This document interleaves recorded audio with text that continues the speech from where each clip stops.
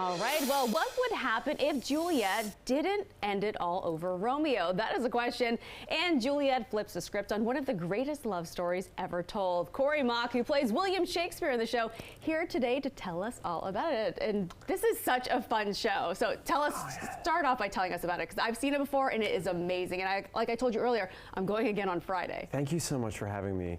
It's funny because we meet a lot of people at the stage door who say, I really didn't know much about the show. I didn't know what to expect, and it's now like one of my favorite musicals I've ever seen. It's so good and it's so different. It's not what you expect. It's not what you expect. You know, you don't really have to know a lot about Shakespeare or Romeo and Juliet to enjoy yourself. It's all pop music, so it's all songs that you've probably heard before and love and grew up on, or you had sons and daughters who grew up on this music. So it's a really fun time at the theater. It is, and like you said, it's all mostly pop music that people know. There's like Bon Jovi, there's Britney Spears, there's like Backstreet Boys, Katy Perry, NSYNC. Yeah.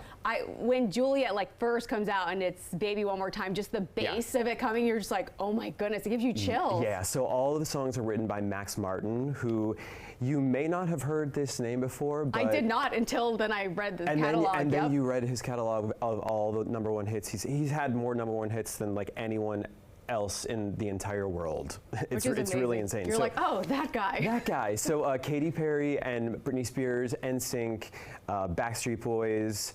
There's Bon Jovi as well, and it really is like the teens know it because they've heard these songs before. The 20s, 30s, 40 somethings know it because we grew up on these songs. We grew up on that, and then kids are like, oh, that's what my mom listens to, and you're like, man, I'm old now. Yeah, and then like the older generation knows these songs because their children grew up listening to it in the car on the way to school. So it's just like every single person in the audience knows these songs, and it's really cool to experience that in every new city we go to. And it's so cool how the songs are like intertwined into the show and tell the story. It's really brilliant. David West Reed, who created and wrote the show Schitt's Creek, he wrote the book for this show and is the mastermind behind weaving all of these songs seamlessly through the dialogue. So it's never like groan-inducing when a song starts. It really is funny when a new song begins. It's kind of like, oh my God, I get how they did that. I get why this song is now part of the story. Yeah, like the boy band's back, like that whole part. It's so it's so good. Do you have? We're saying all these amazing songs. Do you have a favorite song that you perform or that's in the show? Well, listen, like I grew up listening to the Millennium album from Backstreet Boys, which like I knew that from front to back. And the very first song on the Millennium album is Larger Than Life.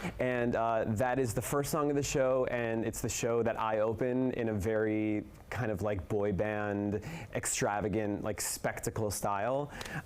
So the fact that I get to like be at the Kennedy Center, which is one of my favorite theaters ever. This is my 4th time performing here. Wow. And the frickin' thing comes up and I'm there and there's like smoke and I'm like basically a Backstreet Boy. You're the pop star. Singing Larger Than Life is an absolute dream. And the audience last night was our first show.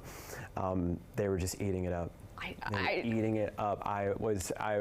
You never know what to expect in DC. Sometimes, like, they can be a more little subdued. That's right. That's right. They know their art. They know their theater.